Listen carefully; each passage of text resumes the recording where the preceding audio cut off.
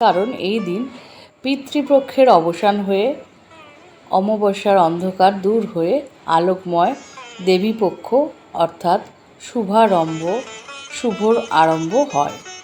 এখানে দেবী দুর্গাই হলেন সেই মহান আলয় বা আশ্রয় এবং শুভ আরম্ভের মহান ধাত্রী দেবী। সবাই নিশ্চিন্ত, মহালয়া মানে দুর্গাপুজো এসে গেছে আর দিন কয়েকের পরে, তাই দেবীকে আমন্ত্রণ ইত্যাদি এই সময়ের মাধ্যমে আমরা শুরু করে দিই। ত্রেতা যুগে ভগবান শ্রীরামচন্দ্র অকালে দেবীকে আরাধনা করেছিলেন লঙ্কা জয় করে সীতাকে উদ্ধারের জন্য। আসল দুর্গাপুজো হলো বসন্তে, সেটাকে বাসন্তী পুজো বলা হয়।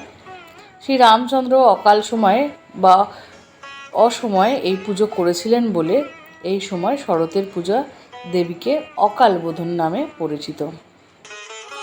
যেহেতু দেবীপক্ষ শুরু হয়ে গেছে, তো কালকে দেবীপক্ষের প্রথম দিন। এই দেবীপক্ষের 9 দিনে 9 দেবী দুর্গার রূপের 9 রূপ পূজিত হবে। সেই 9টি দেবী হলো শৈলপুত্রী, ব্রহ্মচারিণী, চন্দ্রঘণ্টা, কুসমুণ্ডা, স্কন্দমাতা, কাত্যায়নী, কালরাত্রি, মহাগৌরী ও সিদ্ধিদাত্রী।